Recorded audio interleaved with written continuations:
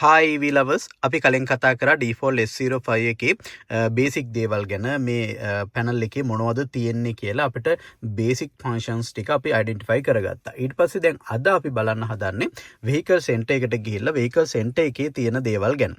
ඒකෙන් මම මුලින්ම කතා කරන්න මේ drive කියන ටැබ් එක ගැන. මේ drive ටැබ් එකේ මුලින්ම තියෙනවා eco mode එක, ඊළඟට comfort mode එක, sport mode එක, ඊළඟට තියෙනවා කස්ටම් මෝඩ් එක. එතකොට මේ වලින් එකින් එකට මොනවද කෙරෙන්නේ කියන කාරණය ගැන අපි කතා කරමු. එතකොට අපි මුලින්ම බලමු මේ ඉකෝ මෝඩ් එකේ තියෙන වෙනස මොකක්ද කම්ෆර්ට් මෝඩ් එකට වඩා කියලා. එතකොට අපිට මෙන්න මෙහි විදියට මාරු කරලා බැලුවොත් ඒවල ලොකු වෙනසක් අපිට මේ පහළ ඒවල දැක ගන්න බෑ. මං කියන්නම් මොකද්ද මේවල වෙන්නේ කියලා.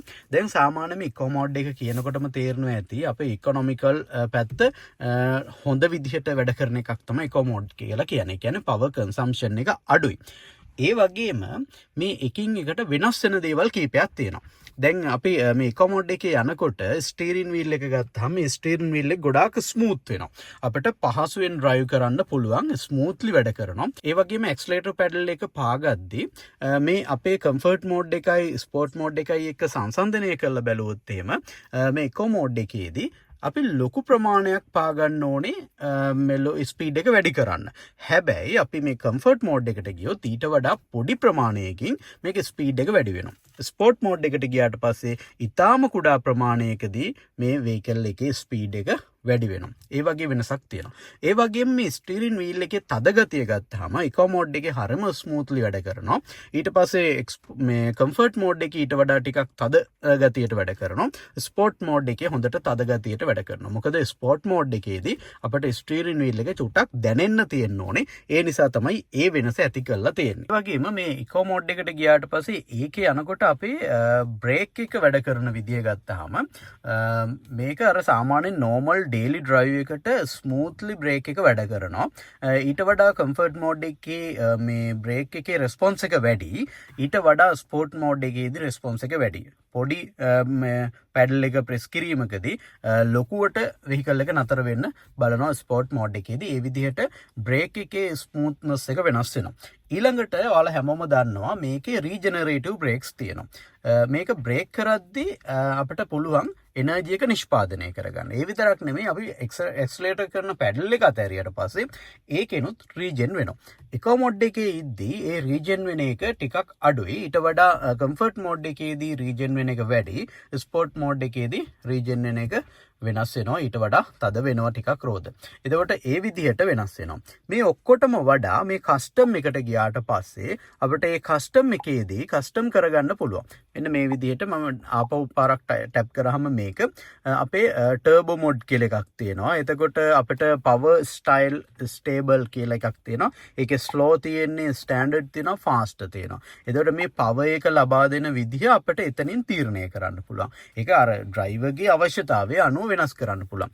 ඒ වගේම මෙතන තියෙනවා පවර් ස්ටීරින් මෝඩ් කියලා එකක් පේනවා ඇති. එතකොට මේ පවර් ස්ටීරින් මෝඩ් එකේදීත් කම්ෆර්ට්, ස්ටෑන්ඩඩ්, ඊළඟට ස්පෝර්ට් ඒ විදිහට මාරු කරගන්න හැකියාව තියෙනවා. ඒ වගේම මේ කෝස්ටිං එනර්ජි රිකවරි කියලා එකක් තියෙනවා පේනවා ඇති. එතනදී අපිට ස්ටෑන්ඩඩ් දාන්න පුළුවන්, ස්ට්‍රෝං දාන්න පුළුවන්, කස්ටම් දාලා අපිට මේකේ ප්‍රතිශතයක් විදිහට මෙහෙම වෙනස් කරන්න පුළුවන්.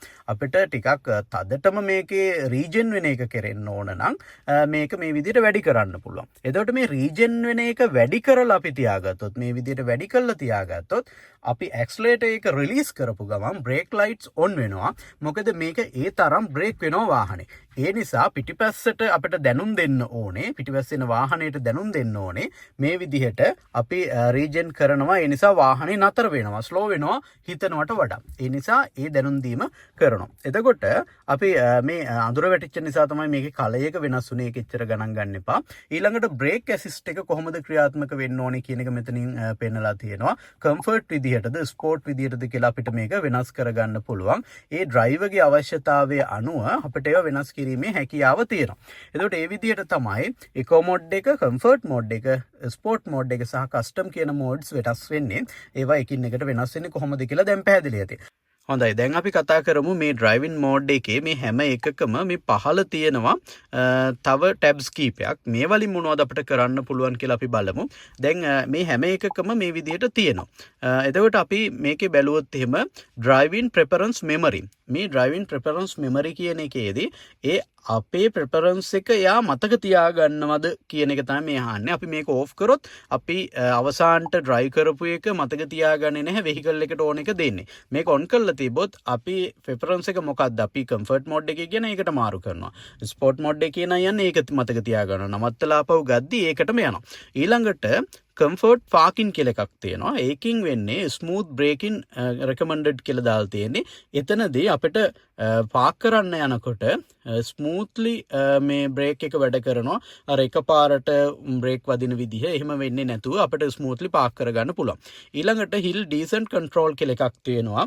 මේක වැදගත් වෙනවා අපිට කන්දක් බහිද්දි. අපි කන්දක් බහිනවා නම් මේක ඔන් කරගන්න ඕනේ. මේක ඔන් කරගත්තට පස්සේ keep your vehicle speed low on steep downhill roads. අපට පල්ලෙහාට බහිද්දී මේකේ රෝද ඉක්මනට කැරකිලා පහළට ලිස්සගෙන එන එක නවත්ත ගන්න වෙහිකල් එකේ ඉන්ටෙලිජන්ස් එක අපට සපෝට් කරනවා. ඒ නිසා මේක අපට කන්දක් බහිද්දී ඔන් කරගන්න ඕනේ. ඊළඟට ESC off කියලා එකක් තියෙනවා. මේ ESC off කියන එකේදී maintain vehicle driving stability and prevent wheels from slipping or rolling. දැන් මේකෙදි වෙන්නේ අපි ලිස්සන සුළු මාර්ගයක වගේ යනවා නම් අපේ වෙහිකල් එකේ ස්ටැබිලිටි එක තියාගන්නවා. ස්ටැබිලිටි එක තියාගෙන අර වීල්ස් රෝල් වෙලා යන ගතිය, ලිස්සලා යන ගතිය වළක්ව ගන්නවා. ඒකත් ඉන්ටෙලිජන්ස් විදියට මෙයා අඳුර ගන්නවා.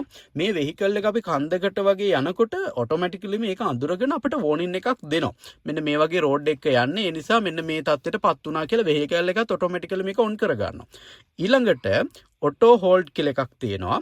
මේකෙදී සාමාන්‍ය ඩීප් බ්‍රේකින් ඔටෝමැටිකලි ඇප්ලයිස් ද පාකින් බ්‍රේක්. අපි P එක දාගත්තට පස්සේ වාහනේ පාක් කරන එකට දැම්මට පස්සේ අපි කන්දක් බහින තැනක වගේ පල්ලමක වගේ නම් මේ වාහනේ මේ විදිහට පාක් එක දැම්මේ මෙයා ඩීප් බ්‍රේක් එකකට ගිහිල්ලා වෙහිකල් එක හෝල්ඩ් කරලා තියා ගන්නවා. නැත්තම් පල්ලෙහාට රූටගෙන වාහනේ එන්න පුළුවන්.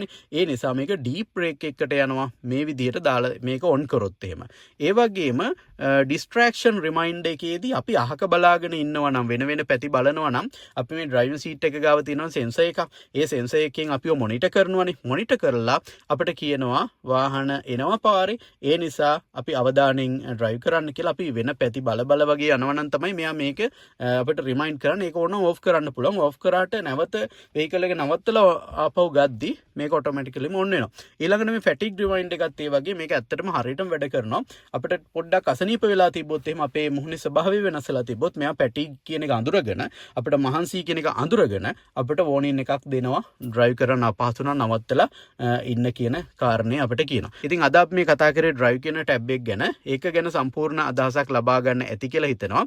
අපි ඊළඟ එපිසෝඩ් එකෙන් මේ එපිසෝඩ් නම්බර් 2 එපිසෝඩ් නම්බර් 3 එකෙන් කතා කරමු ඔටෝ පයිලට් එක ගැන. ඉතින් ඔයාලට සුබ දවසක්.